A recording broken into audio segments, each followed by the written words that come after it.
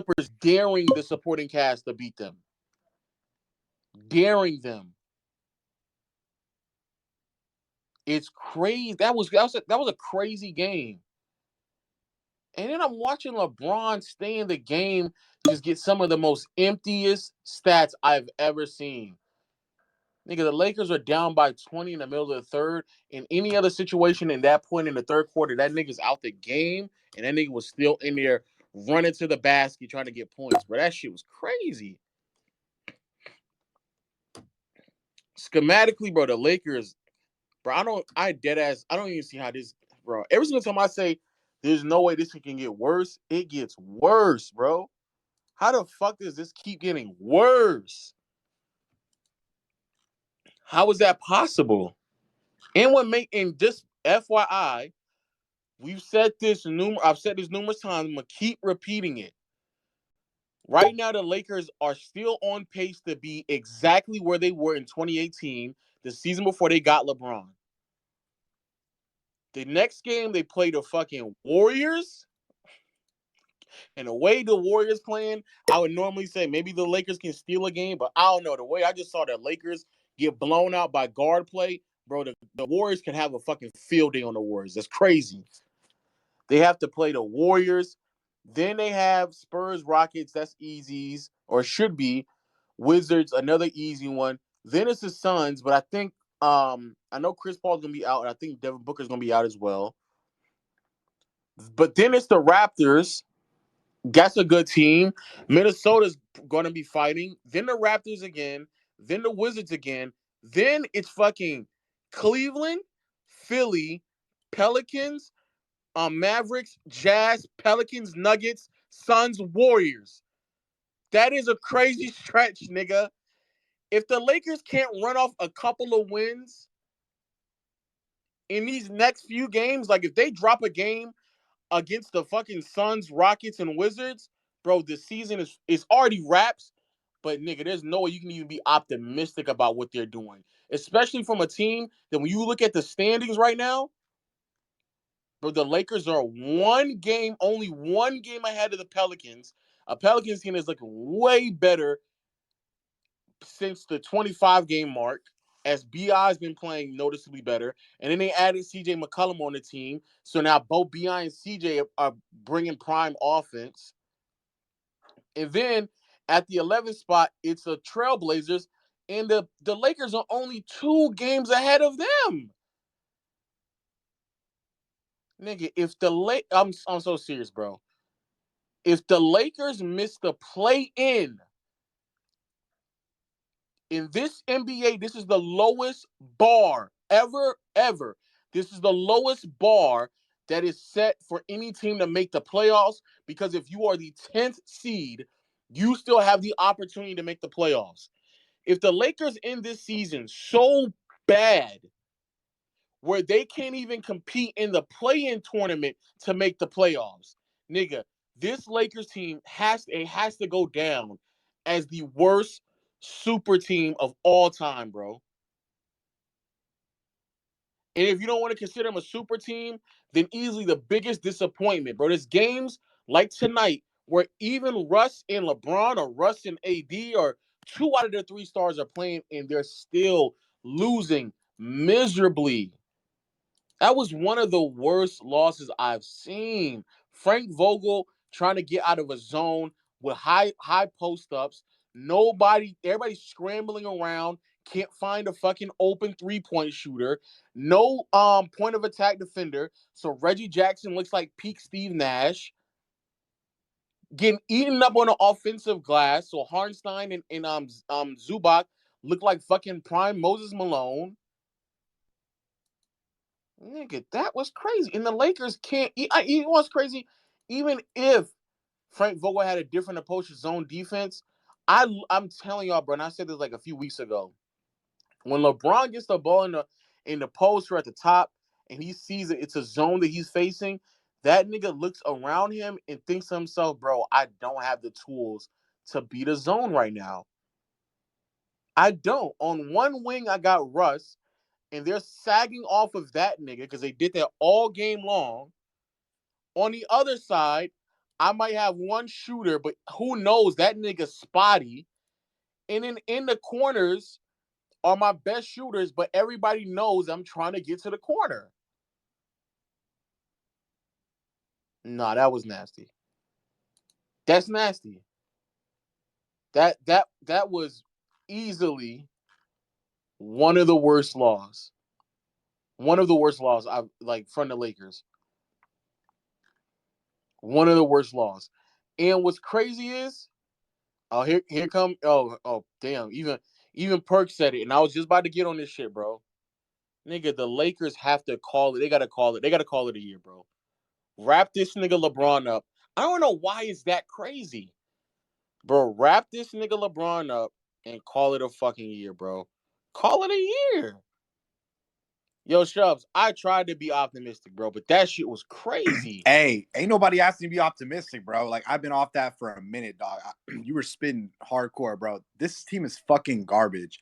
And we can, because I want to get my shit off here, we can talk about the on-court stuff, what's at fault, the X's and O's and stuff like that. If you have the ability to show, because I hosted a halftime space and everyone was raving about this 6-minute stretch of brilliance and they were so hyped and stuff like that. If you have the ability to show, you can compete and play as a good team, then I don't feel sorry for you about the encore X's and O's. At that point, it's just about effort and heart if you show the ability. And the second half was a complete lack of all of that. This team is a joke. This team is an embarrassment. This team doesn't give a fuck. And honestly, like the fan base, we are embarrassments to ourselves and our livelihood for giving this team the effort and patience that they don't even want to show themselves. Like, there is nothing more to be said. This team was a fucking a shit show a week ago. At this point, it's straight comedy. There's no more pain. There's no more suffering. There's no more depression. There's no more drinking out of it. This shit is just straight comedy. I'm here for jokes because no one gives a fuck. And the biggest issue I have now is that there's no accountability. And you can look throughout the entire fucking season, these same fucking and everyone's gonna get mad or whatever. I'm blaming this, blaming this. There's no one to blame. I'm talking generalities. All these fucking gung ho fortune cookie ass quotes in the post game space in the post game press conferences. We gonna be all right. I still got a shot if you cut me up and shit like that. Like, what he's gonna say the same thing after this. Russ is gonna say the same thing. I just gotta be better. Motherfucker, you say I need to be better every 10 days. I need to be better. And nothing fucking changes every fucking time. And the rest don't even know what they're doing. They're just trying to make it throughout the season on their guaranteed contract on some bullshit. Melo, no one gives a fuck about Melo, what he has to say. There's just no accountability whatsoever. They don't give a fuck. We shouldn't give a fuck. And nothing's going to change because this front office don't give a fuck either. And we're still going to have the same lame duck head coach constantly because no one wants to fucking make a move. And it's just fucking bitch move out here, bro. This team is an embarrassment. We're going to be the laughing stock of this entire fucking league. Everyone was talking, all these Laker optimists a few months ago. Oh, we're going to be fine. We're 2 games back of the 4th seed. Oh, shit, we're only 3.5 back of the 5th seed. We can really make a push here. Oh, we're 4 games back of the 6th seed. Fast forward to now, we are in danger of, like you said, Lo, not making the play-in. If this team doesn't even compete for the opportunity to make the playoffs, we are the fucking laughingstock of the entire fucking league for months on end. I'm so sick of it. This shit is jokes. I'm with everyone who's making fun of us right now because I don't think you can view it any other way, bro. That's just what I'd be on. And what's crazy is I tried to tell niggas, and I think Caleb Bucket Center, he's in here when we was having this conversation, I remember.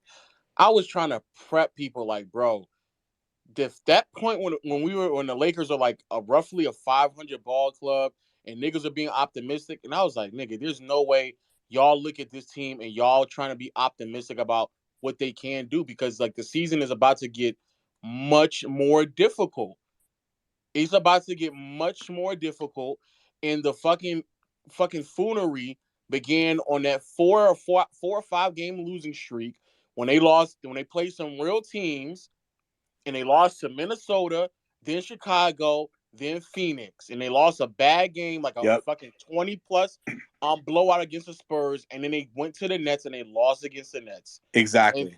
And then ever since then, it's just been a rolling shit show. The only team that they've really beat. Let me tell y'all the fucking teams that they've beat after that fucking That Mavericks overtime with Jalen Brunson went crazy, but we ended up winning that game. They've beaten the Rockets, the Trailblazers, they beat Minnesota, and they beat the Jazz. Those are the two playoff teams. That's it. The other team, the fucking Orlando Magic, then Portland again, then the other Utah game, and then the fucking Knicks in overtime. That's it, bro. Every other competent team that the Lakers have faced, it's been a loss. Nuggets, Grizzlies, Philly, Hornets, Atlanta. Every other competent team the Lakers have lost to, bro. Just god awful stuff. And I think there was a stat of like, I think in the top 4 seeds, both conference, we were like 1 in 10 or something like that. And people were trying to make the case, oh, you know, we got this or whatever. And it's just the most frustrating thing ever. Like all the optimists that you're talking about, because I have a problem with them too, is like, bro, like everyone's, I get like being optimist in November, we still got time to go. But every single game after all these losses you just pointed out, Lo, is like, oh, you know, we can latch onto this. We can build on that. You know, Austin Reeves playing well. We just got to stick to that. Bro, the coach does not give a fuck about what goes well.